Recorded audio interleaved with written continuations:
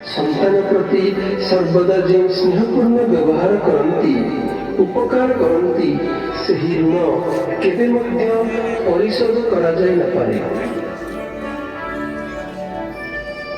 तेबे आसंतु आमे मध्य निज माता पिता एवं गुरुजन मानक पूजन करी आम जीवन धन्य करिबा।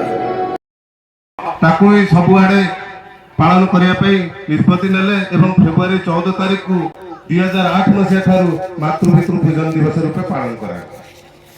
द्वारा कौन है ना जो बापा माँ मैंने आमर चली जाते जरा निवास अनाथ आश्रम को से जावाक पड़ानी। आम जो पुराना परंपरा रही घरे वैकुंठ समान अटे से घर परस्पर स्नेह जही थाए निरंतर आ द्वारा जो पिला माने बापा को पूजा करेंगे से निश्चिंत भाव में अनीति अनित्याचार करेंगे ना। तेणुक जो करुणामय पूज्य गुरुदेव जो ये जो प्रथा प्रचलन करर्तमान 200 देश में पालन करा 2008 मसीह पालन कर छोटिया गछ को लगे से आज महाद्रुम परिणत हो सारा। घरे घरे समस्ते मातृपितृ पूजन दिवस पालन करने आरंभ करदे। बापूजी आउ गोटे सुंदर प्रोग्राम रही तुलसी पूजन दिवस। बापूजी तो बहुत जिनस सनातन धर्म प्रचार पाई निज जीवन को बाजी लगे हिंदू धर्म प्रचार प्रसार कर। तेणुक जो डिसेम्बर मसरे आम प्लास्टिक गछ को पूजा करुले बदल में बापूजी आम तुलसी गछर महिमा केमती घरे घरे पहुंचे। आम तो समस्ते तुलसी पूजा करे किंतु तुलसी गछर महिमा आम जापारे ना। खाली आम धूप दौचे तुलसी गछर जिते औषधीय गुण अच्छी द्वारा सब रोग कैंसर तक भी भल हो जाए। तेणु बापूजी जो आम पुराना परंपरा बुड़ी जाइए गुरुकुल परंपरा ताकू भारत वर्ष में 67टी गुरुकुल स्थापन करिसेंती। दीप जलाई माता पिता और गुरुजन को आरती करेंगे एवं सेमाने ईश्वरंकर ही स्वरूप अटंती एपरी भावना करी सेमानक सेवा करिबा निमंते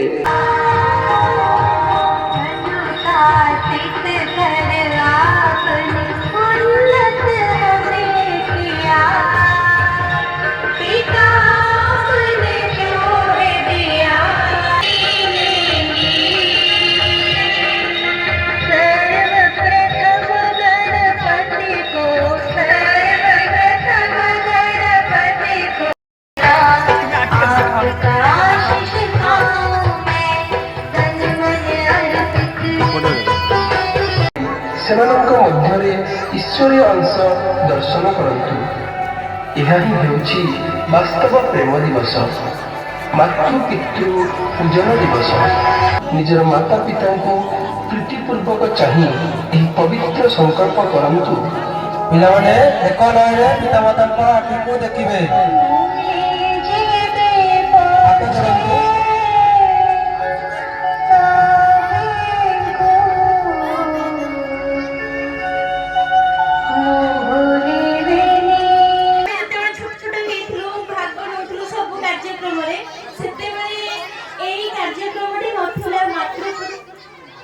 पूजन दिवस नथिला माने एठी पालन हुएनी एबे जो पालन होची सेटा बहुत एक्साइटेड लागुची हमको।